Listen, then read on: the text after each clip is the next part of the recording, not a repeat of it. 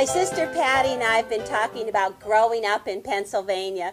We have 2 other sisters plus a brother. And every year my mom would line us up at Christmas and take a picture. Now Kathy was the oldest one. I'm beside her. Then comes Patty, Judy, and Bruce. Well, the 4 girls were always dressed alike. My mom would make those clothes. Patty and I are in the middle with bows. Both the same time. Yeah, we were both the same size at that time. My brother Bruce in his baseball outfit. Or he always wears cowboy boots. True. Well, we had toys outside, balls to play with, or we had bikes in the yard, 3-wheelers or 2-wheelers. We'd play dress up, maybe cutouts, or play school. And you were always the teacher. True. And you're still the teacher. True. And the last one is a picture of a birthday party for Kathy. And Patty and I are on the outside edges with big sandwiches. And that's your first log cabin, too. That's true. That's true. While we were playing, my mom would be outside with us or watching us from the window. And in honor of that view from the window, we've created this little window setting with the lace curtain and the flowers in the window, the pansies, as Mother always had flowers in the window. And she still does. Yeah, she brings cut flowers from her garden every day. That's true. And also we've used the pansy, which you can do the pansies in any of these colors. Or you could go ahead and use any of the colors that you see in the pansies on the antique quilt. They are beautiful. And they actually look like people smiling at us, don't they? Happy faces. And then around the outside edge, we've used a stripe to look like an old-fashioned wallpaper. I've used the blue stripe. Or you could go ahead and use any of these stripes. This is the beautiful pink or the yellow.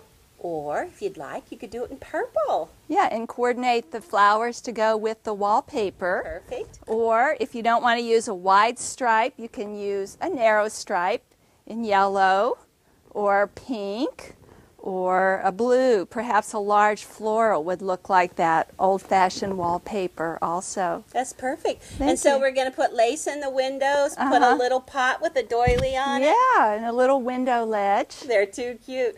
Well, are you ready to play, Pat? Well, as long as it involves fabric, I'm always ready to play. Our fabrics are as fresh as the pansies. Well, you know, pansies come in a lot of different colors, but since this is Patty's flower pot, I get to pick the colors. And you pick such beautiful ones, Thank you. too. Let's start with the greens. You need to have 2 different values of green, a medium and a dark, 2 different values of yellow, a very dark purple, 2 values of lavender, and gotta have fuchsia. Oh, it's so great. Now, the pansy is easy to do. There's 3 parts to it, and the 3 parts, the pieces actually look like this. This is the A, this is B, and this is C. Now, if you'd like to have a dimensional pansy, if you'd like these to flop loose, then go ahead and put 2 pieces of fabric right sides together, draw the templates on there, sew in the line, and turn it. Or, if you want to flatten them out, just draw them on fusible interfacing, and then you can just fuse it in place. Now, this fuchsia is just a great piece of fabric because from one piece, you can go ahead and get a medium and a dark, and put them together. It looks like a couple of pieces, actually. And then down here, the dark purple, if you don't want to have the fusible showing, use 2 pieces of dark purple together to get that look. Oh, it's easy. How about the leaves? They're so fast. You need to have 2 pieces of fabric, the medium and the dark, right sides together. Trace your 2 templates on there because these are actually fold over leaves. You're just going to sew on the line, cut your turning hole right in the bottom so that then you can fold them like this, fold the top down, see the 2 values, 1 fusible leaf, and you've got to have the flower pot. It's checked. It's really cute. I want to show you how to do that top part of the petal. This is the A part. Now I already sewed on the fusible on the line at 20 stitches to the inch. Ooh, that is such a tight stitch. Believe me, you do not want to make a mistake on that one. And then just take very sharp little scissors, about 4 inches long, and just trim 1/8 inch away. Ooh, this is too quick. Just take this, get rid of it. Now, you need 2 turning tools, and they will make your life so much easier. It's a fat straw and a ballpoint bodkin. You just take the straw, put it right in the opening, turn the fabric so that it's on the end of the straw, take the ballpoint on the bodkin and just push it in there. Actually, this has such a wide opening, we could probably just do it with our fingers, but I am so used to using that straw and bodkin. And then just run the ballpoint on the bodkin around the inside edge. Looking good. Okay, now we can't take this to the iron yet because we're not finished. So take your wooden iron and just push from the fabric out to the outside edge. Make those edges nice and flat and crisp. Now for a little dimension, oh my gosh, we've got to have dimension in this pansy. You can just take the bottom of this petal A, take a little tuck, a little fold right in here, and then just sew that in place. And you can do this by machine. Or you could do it by hand. And of course, you would do it by hand. Of course. Do you have your background ready, Pat? I do. Yes, I've selected a nice blue gradation for my sky. And then I'm using a stripe. This looks like an old-fashioned wallpaper. It does. Yeah, and when you cut the stripe, you notice there's exactly a 1/2 inch between the lines. If you cut right between the lines, you have 2 1/4-inch seam allowances, Perfect. No waste. And there, what I've done is I've lined up my stripes. You know, when you hang wallpaper, there's one thing that I know you probably don't like. Matching stripes. So if you want to match the stripe, you can see how you have to actually measure the background fabric to fit the size of the stripe. And I'm measuring the distance from the edge of this line to the edge of this line, and it is exactly 14 1/4 inches. And then we add 2 1/4-inch seam allowances. 1/2 inch. And you get 14 1/4 plus 1/2, so it's 14 3/4. Okay, that's how long I've cut my background. 16 inches long, 14 3/4 inches wide. Now we do have an easier option. Okay. If you don't want to match the stripe, let's just keep it simple and lay the stripe. All right, this is my style. Right, this is the Eleanor Burns way of doing it. Now, but you got rid of it. but I got rid of it because I like it this way. Fussy. Patty's flower pot. Okay. Now we're going to just go on to the next step. We don't need this. We don't need getting this. just like me. I know. Now for the lace, we sew the lace across the top edge, and I have something just for you, Eleanor. Instead of a gathered lace, you can do a flat lace. Okay, we're going to do flat. This and is actually fast. This is better. Yeah, this was a placemat that I cut in half. Or you can do a little pleat on the top of Okay, like this. This looks good. Yeah, I'm using a flat lace. You can choose anything that measures anywhere from 4 to 5 inches wide. And you'll want to center the pattern. And you notice on this lace there's a small flower alternating with a large flower. And I set the pleats on the smaller flower, and you can see how it just looks more balanced that way. Good. Yeah, and you'll want to stitch using a long stitch. Avoid a lot of gathering, or it'll just create a really bulky edge, which is very difficult to match up your lines. So once we've stitched the lace, then let's see how it matches up here. Ooh. Yeah, I've added my side pieces.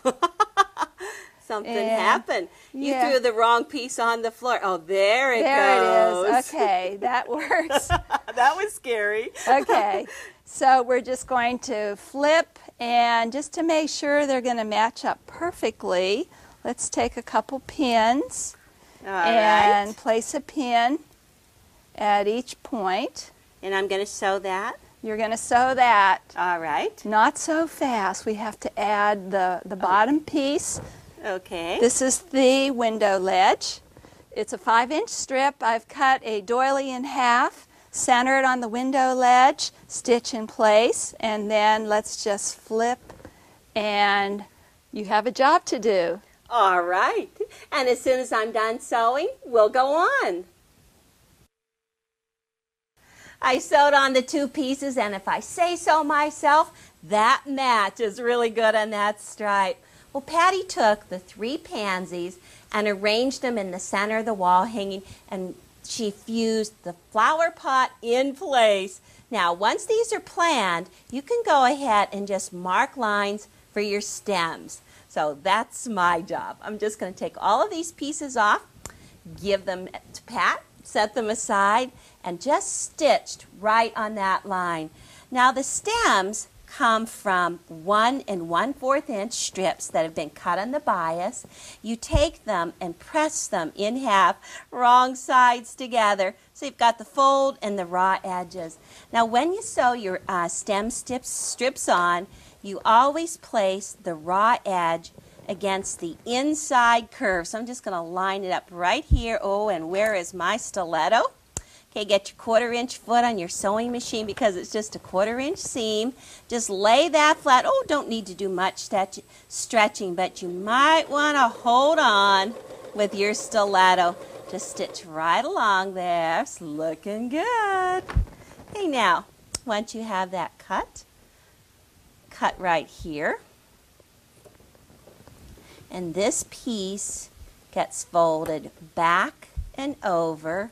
And then right along this folded edge, you can use invisible thread, the blind hem stitch, and just sew that stem in place. That's it. Easy to do. While Eleanor finishes the second stem, I'm going to talk about finishing the wall hanging. And I have arranged my 3 pansies. And if you're doing the dimensional one, the bee petal, which we said is just kind of blowing in the wind here, or if you're doing it flat, then you would fuse down all 3 pieces, and then sew around the outside edge. For the dimensional petal B, I've actually just stitched through the outside edge of petal C, and that will attach petal B. Do a couple stitches along the bottom to hold it in place, and then I've done some I used the pearl cotton. This is size 5. Actually it was a variegated pearl cotton to get some nice colors and textures in there. And then I just layered my quilt with my batting and backing, and I did some machine stitch in the ditch, and then a 1/4 inch around the outside of the pansies. And we'll have one pretty pot for Patty. We have a few other smaller projects to show you. We have 2 really cute projects to show you. I'm going to show you how to do the Pansy Pin. It's made out of 2 different sizes of yo-yos.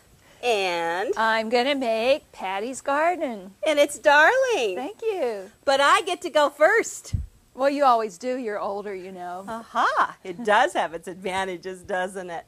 Well, the 2 different sizes are 3 1/2 inch and 2 1/2 inch. You start out cutting 2 3 1/2 inch very dark purple. Then you need to have 2 2 1/2 inch. How about a medium purple? And this one, back to 3 1/2 inch. Do that one in yellow. You also need to have 2 green squares. They are 3 inches square, a button, and how about a pin backing? It's going to be so easy to do. Now start out with your needle and thread and do a double strand of thread and put a knot on the end, and my gosh, just take your thread, run it through that thread conditioner. Have a thimble on my finger. This time got a thimble on my finger. Okay, take your circle, whatever it is, and fold under the raw edge. I have the wrong side up. I see the right edge right along here. And the secret to the yo-yo is taking long stitches. This is good. Even if I am older, at least I can take long stitches. Big long stitches, and you also need to take them close to the edge of your circle.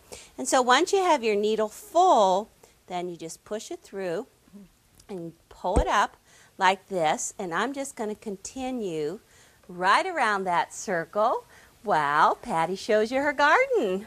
Okay. I get a lot of inspiration for my quilts from fabric, and this was my inspiration, was this border print that's been in my stash. I've been wanting to make it for days, and finally I was dreaming about poppies this morning. I said it's time to make this quilt. So I started out with my 2 border strips, and as you can see, the border fabric has flowers at the bottom, and it fades up to a plain area at the top. So this was a perfect opportunity to start with some stems and a grass line. And I had all these flowers left over from my other quilts. So I wanted to really concentrate on those poppies, since they're blooming everywhere these days.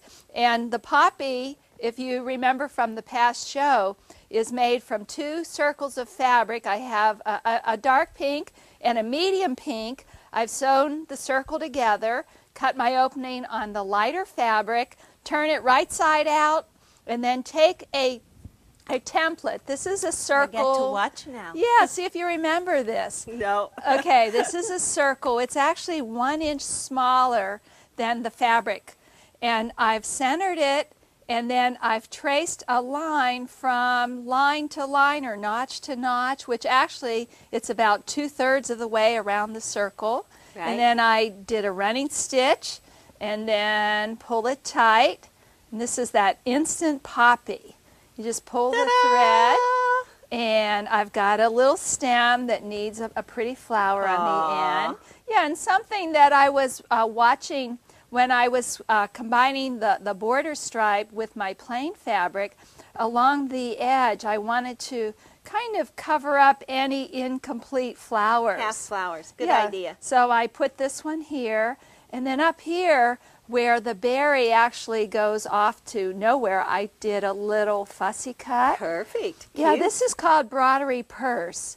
When you make a cut out from the fabric into an applique, and I'm doing the same thing with my butterfly. So I just cut out a butterfly, allowing at least a 1/2 inch around the outside, and then I'm using the fusible interfacing. Place the fusible side down, and then I like to trace with my fine point permanent pen. You can trace the outline. Even though I can see through the fabric, it makes it easier to sew if you draw a guideline. And then you can just follow the stitches and then trim and turn, and we have this beautiful little butterfly that flew onto my quilt. Cute. I think Fussy is your middle name. I think you're right, and then I'm just going to add some binding, and maybe I'll finish it tonight. You better, because I'm going to finish my pin right now. Okay, I have my yo-yo all ready to gather up, and all you need to do, boy, I'm so lucky I have it all together. Just pull that last bit of stitching, and it's inside out right now, so before you do that last pull, oh my gosh, I pulled it too tight, I can't even get it popped right side out. Oh my goodness, what did I do? I just got a little energetic. Okay, pop it so that it's right side out, and you want to pull it tight, and at the same time you pull it tight, you want to flatten it, but make sure that the gathers are just evenly spaced around that center. Ooh, this is looking good. So now I always like to just take my needle right down through the center, pull it through, just take a stitch in the back, make a loop, and then pull your needle through it, and you've got a knot. Ooh boy, we are getting there. Just cut those threads. Now for the leaf. This is that 3-inch square. You need to have 2 of them. Just press that. Fold it in half once on the diagonal, and right sides are out. A little bit of steam. Oh man, there is a lot of steam here. Okay, and then fold it one more time on the next diagonal, still right side out. You've got that triangle, and then carefully, take in one side, fold it in, and one more side, fold it in. So you've got that cute leaf. I'm going to be safe here and just take my stiletto and show you.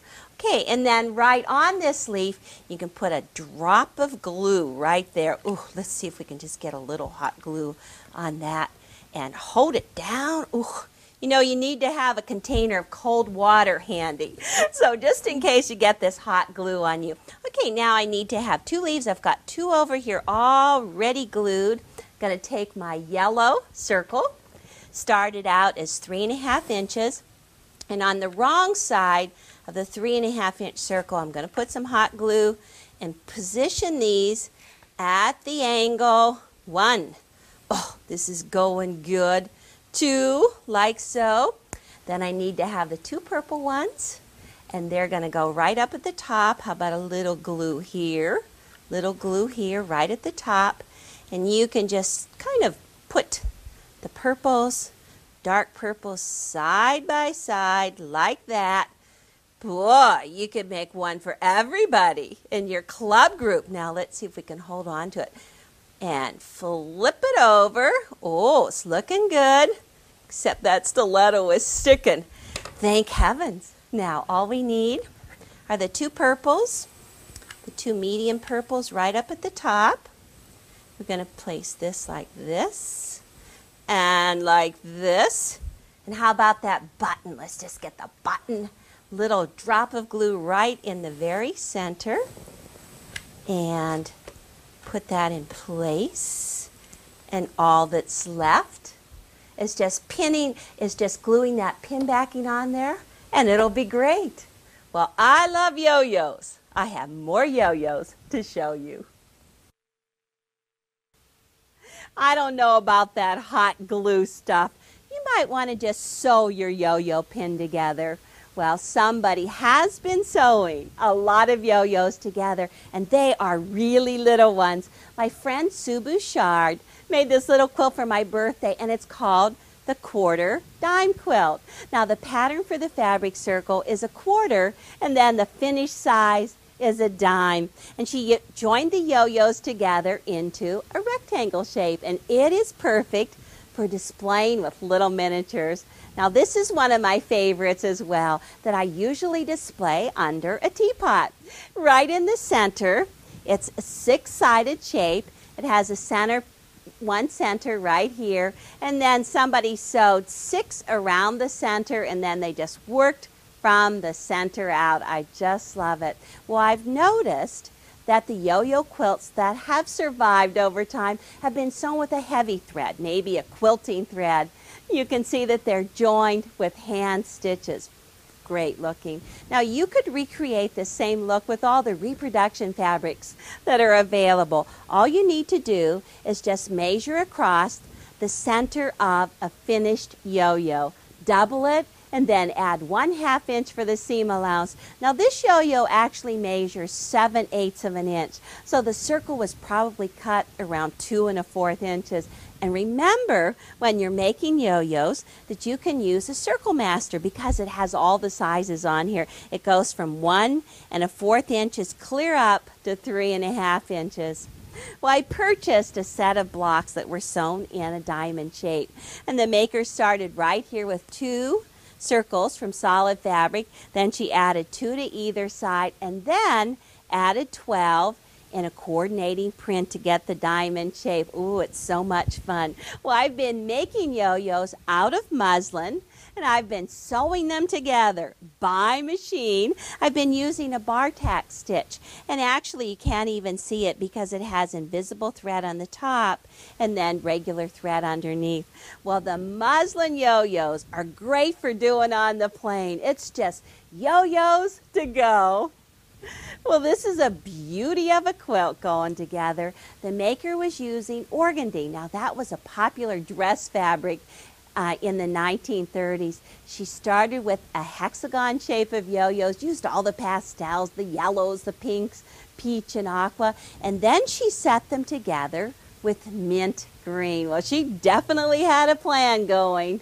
When quilts like this were used with another cover underneath, perhaps a colored sheet, so the color showed through the holes. Now, this was not for kids, that's true. Well, yo-yos are timeless, but as you can see, I have plenty of them, and I've got to get going.